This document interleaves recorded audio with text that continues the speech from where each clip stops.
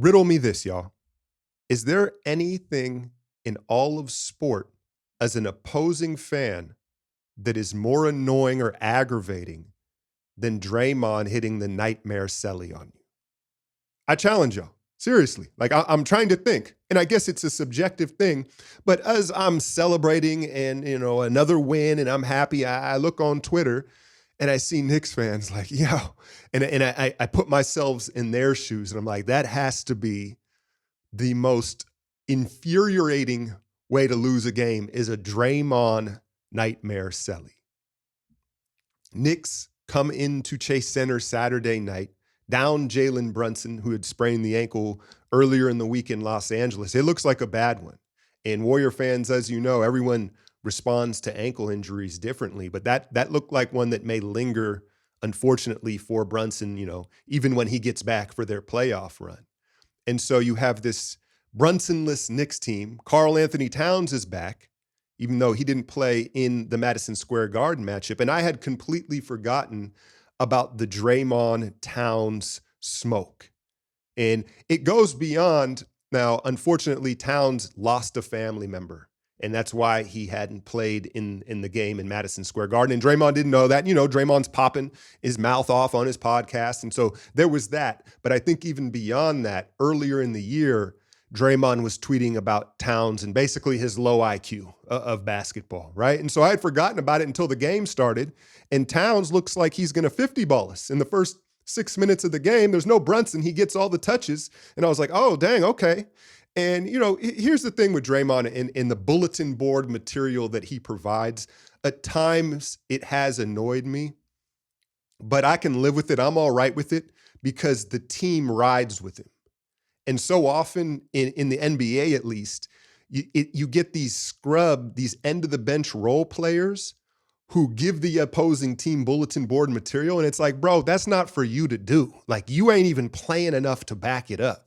And so Draymond gives them the bulletin board material, and you could feel a little bit of an extra juice, I think, from the start of the game.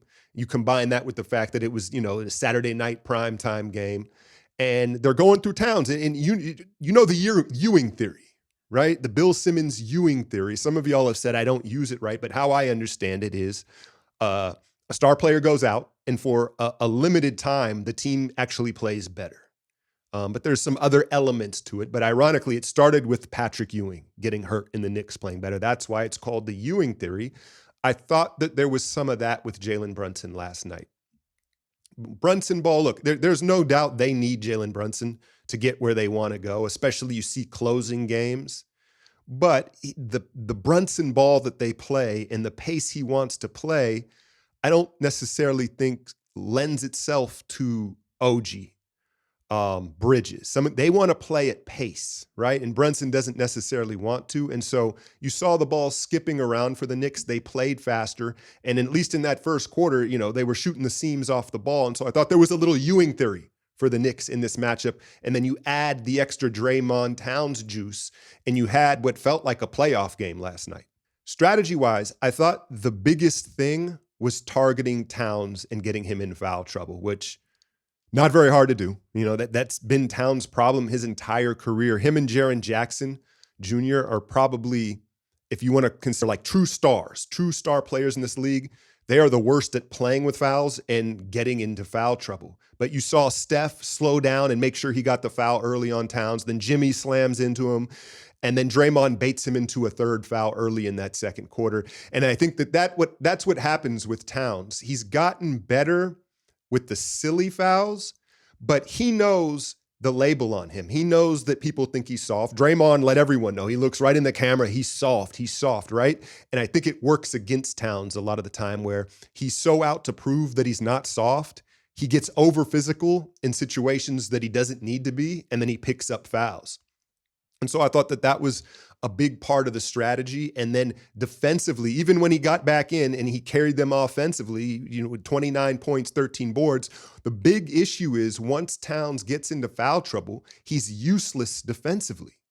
And you saw him not step up on Steph back-to-back threes and not rotate over when someone's cutting to the basket. And we use that to our advantage. And I felt that it was very much a conscious effort to get him in foul trouble early on. And I thought that was the biggest strategic point of the game. And the game was intense because it felt like it was a one possession game the whole time, right? Just back and forth. And Miles McBride, I really like him, man. He looks like a perfect third guard.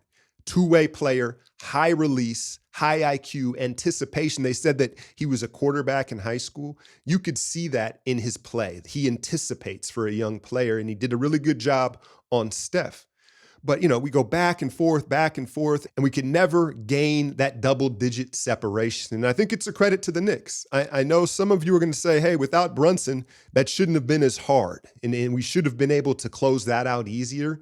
Again, I think there was a little Ewing theory, and I think the Knicks played really well, and that's who they are. That's their personality. They're going to fight and be feisty. And there was just a lot of shot matching.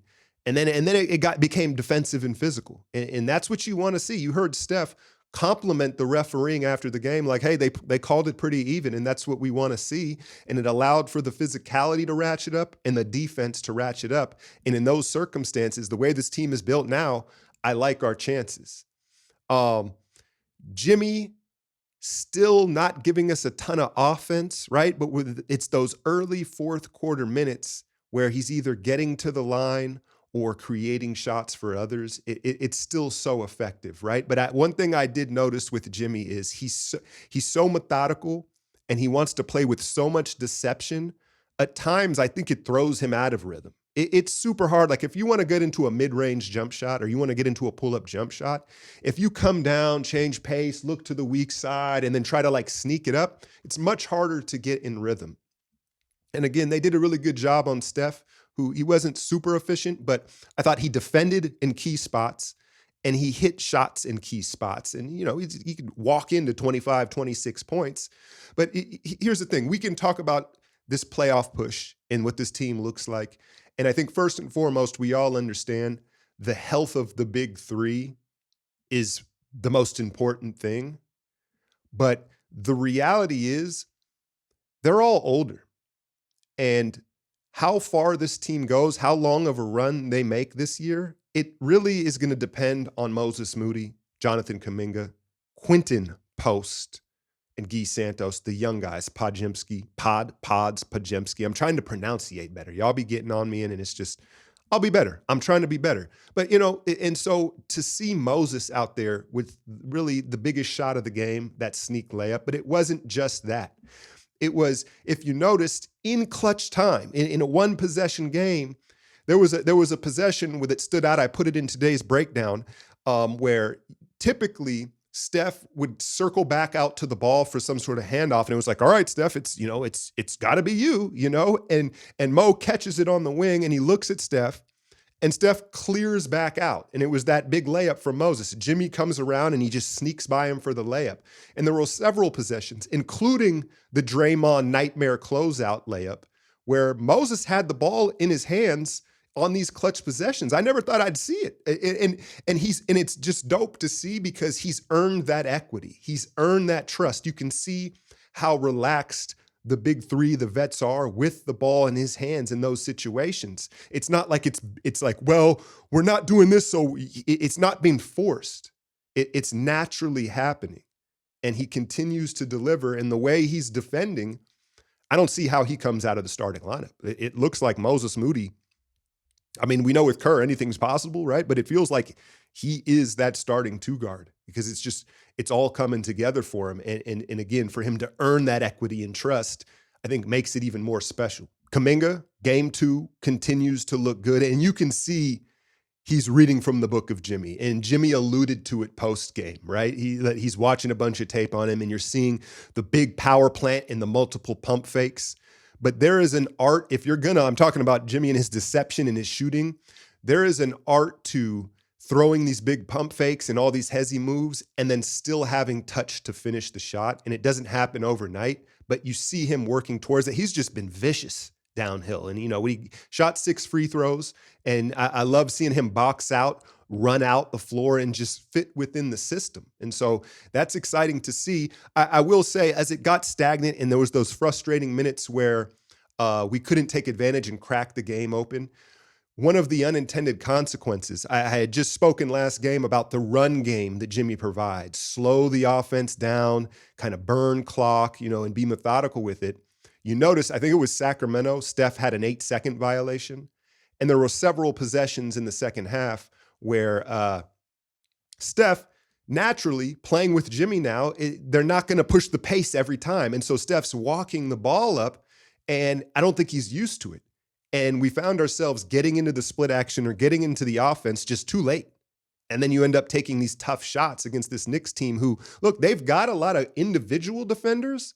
They just are a bad team defense. It's a very interesting case study where, look, the Warriors, we have individual defenders, but I think we're greater than the sum of our parts defensively. What makes us a good defense is that we're connected right now.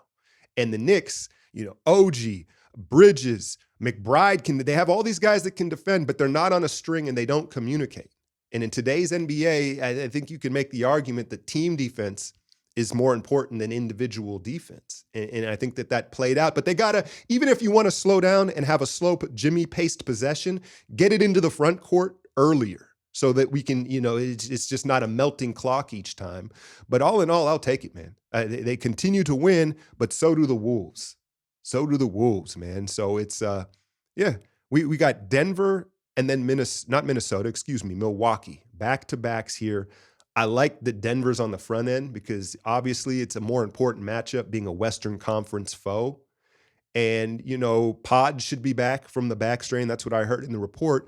We'll see about these rotations. I had said Moses looks like he's ingrained in that starting lineup and he may be closing. I mean, he's just, it's just great to see, it's great to see this happen. And for those of you that get on me about getting on Mo, go listen to his post game, and he's saying exactly basically what I had been saying as far as technique of defensive stance, distance management, wide, up, down, and doing all that. But it's just, he's put in the work, and now he's getting all of the rewards for it, and just seeing the vets trust him is dope. But back to the rotations with Pods back. Actually, I think they said Tuesday against Milwaukee.